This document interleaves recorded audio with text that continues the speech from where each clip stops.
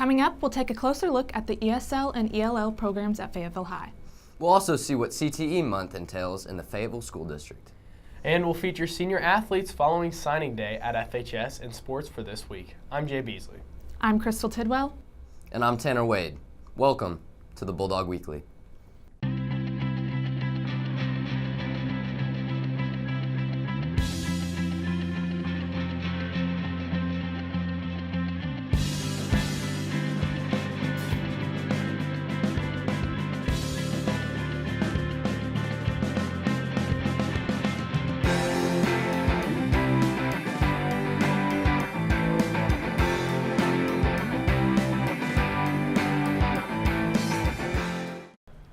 Welcome back to the Bulldog Weekly. Today is Tuesday, February 19th. Thank you for joining us. We've got a great show planned for this week. Let's start off with some world news.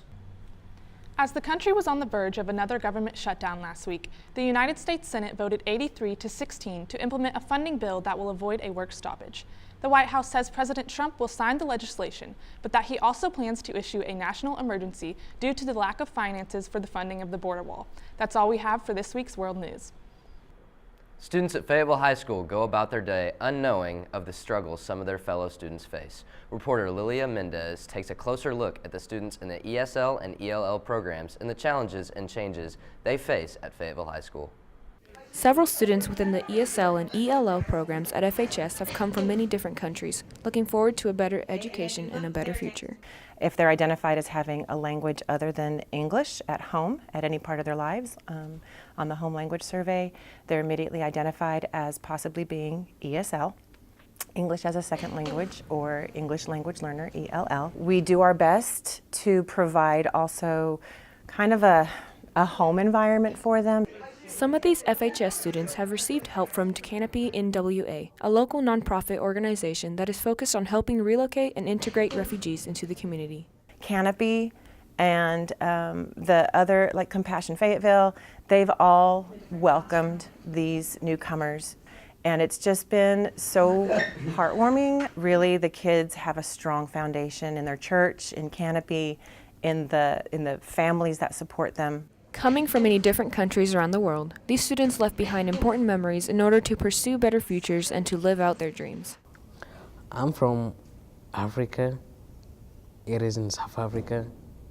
I was living in Tanzania, and that was good because I had a better life up there. I miss my home country because I miss my grandma so much. She's still there, and I miss my friends.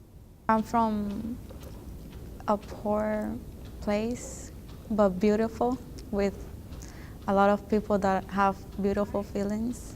Even though it was a poor country, we didn't feel like it. People like me, we don't come here to make them feel bad or make them feel uncomfortable, make them feel like we just want to take everything they have. No, we come here because we have a dream. Like everybody says, a dream. This country is a dream for me and for everybody like me. If I could give advice or a suggestion to any of our students or teachers or administrators or community members or people who call themselves Americans, is to look at these kids and know that what they have fought for and waited for all their lives is what we take advantage of every day. Make sure to support the refugee students in their transition to the U.S., embrace their home cultures, and celebrate the diversity added to the student body. For the Bulldog Weekly, I'm Lilia Mendez. Back to the desk. Thanks, Lilia. If you're interested in helping out local refugee families in our community, you can visit canopynwa.org. There are many volunteer opportunities open to those wanting to get involved. Today during A&E, the FHS Library is hosting the event Unification at FHS, a history of race and education in Fayetteville. This will be a panel discussion with a question and answer session that will include panelists such as Fayetteville Superintendent Dr. John L. Colbert, Miss Betty Smith, and more. Students who attend will be able to learn about the experiences of the first Black students at FHS. FHS is holding a CAP conference night on Wednesday, February 27th from 4:30 p.m. to 8 p.m. To make an appointment, parents should visit the link in the student announcements. Students in grades 9 through 11 should pick a slot with their advisor. The Guard program at FHS will be hosting the 3rd annual Winter Guard competition on February 23rd. Over 30 teams from Arkansas and Missouri will be competing. The admission is $5 for students and senior citizens, $7 for adults, and children under 5 get in for free. The competition will take place in the FHS Arena starting at 10 a.m. until 6 p.m. For more information, please contact Mr. Antonetti at trey.antonetti@g.fayr.net. 2019 to 2020 applications for the Northwest Technical Institute are due to counselors by March 1st. Students who are interested should visit the link in the student announcements. All applications will be processed after CAP conferences. Applications for the Dog Crew Club are available and need to be turned in by February 22nd. They can be found in the Phase 4 third floor office, and they will need to be turned in to the same location.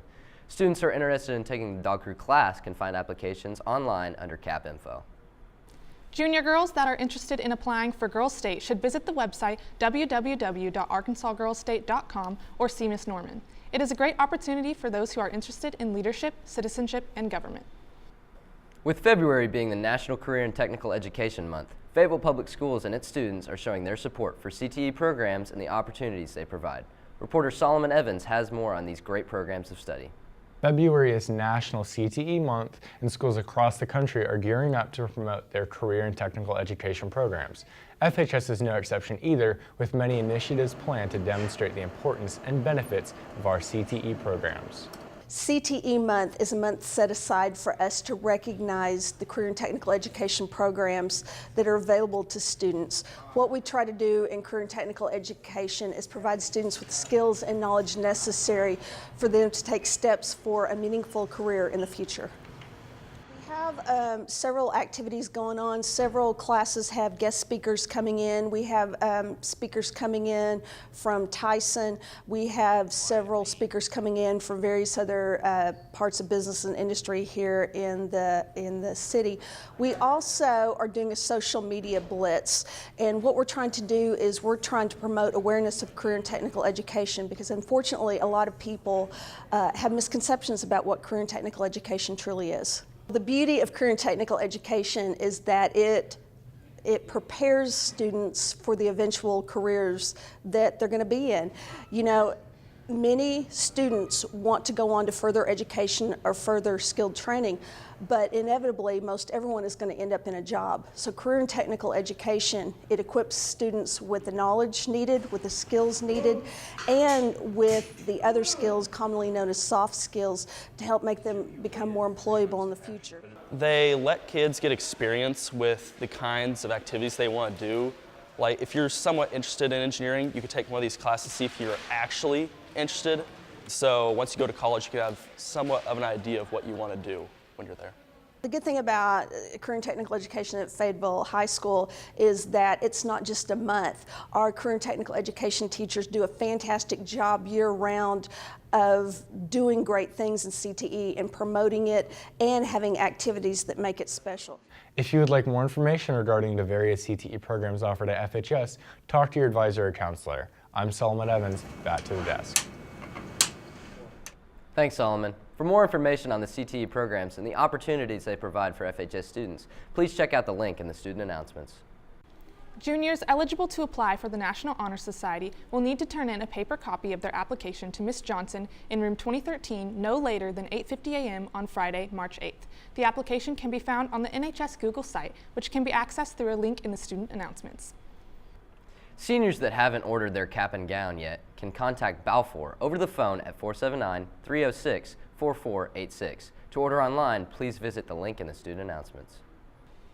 Applications are now available for the Fayetteville PTSO Scholarship of Excellence. The application is for seniors and can be found on the Naviance website. For more information, look for the link in the student announcements. The application deadline is April 5th.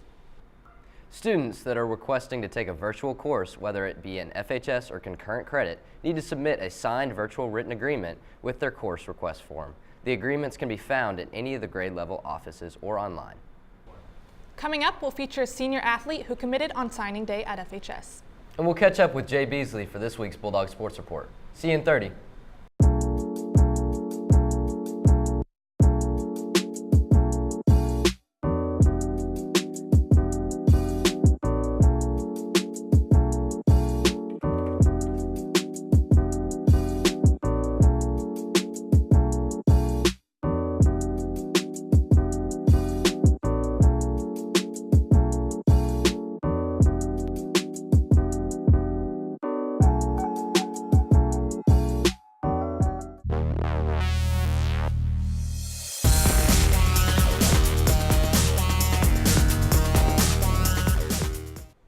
Welcome back to the Bulldog Sports Report. I'm Jay Beasley.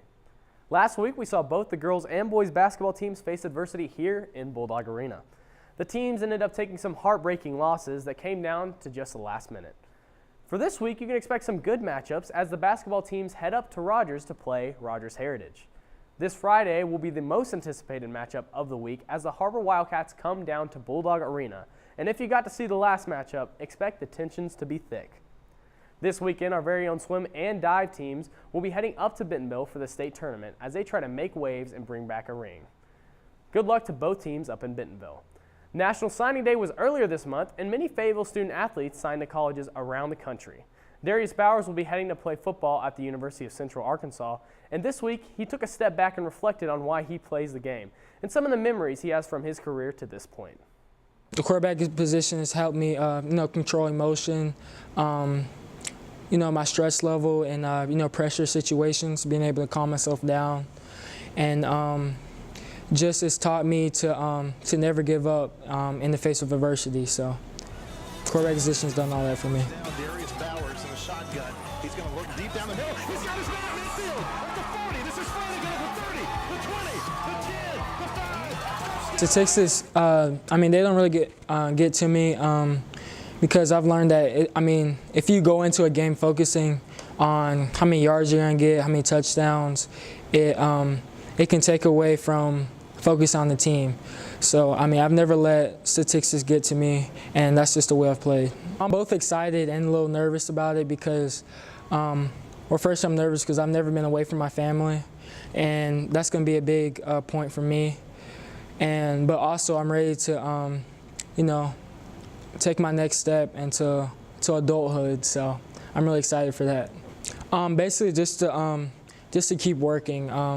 Even if you're not, the best, the biggest right now, there's so many years for you to develop.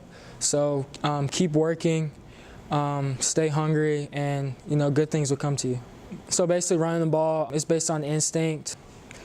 I don't know. It's just sometimes it feels that my body just moves, as crazy as that sounds, based on the angles the defenders are coming at, my body position, and all that stuff. So it's all based on instinct. It just seemed like the perfect fit for me. It's close to home, only 2 hours away. The coaches, I really love the coaches. They seem very genuine, and that's basically it. So it just seemed like a great fit for me. That's all we have for this week for the Bulldog Sports Report. As always, remember to come out and support your dogs. Back to the desk. Thanks, Jay. That's all we have for this edition of the Bulldog Weekly. Don't forget to subscribe to our YouTube channel at FHS-TV-Fayetteville High for all new shows and live events. And make sure to check out our Instagram at FHS Bulldog TV to stay up to date with the news around the school and in the community. I'm Crystal Tidwell. And I'm Tanner Wade. We'll see you next week.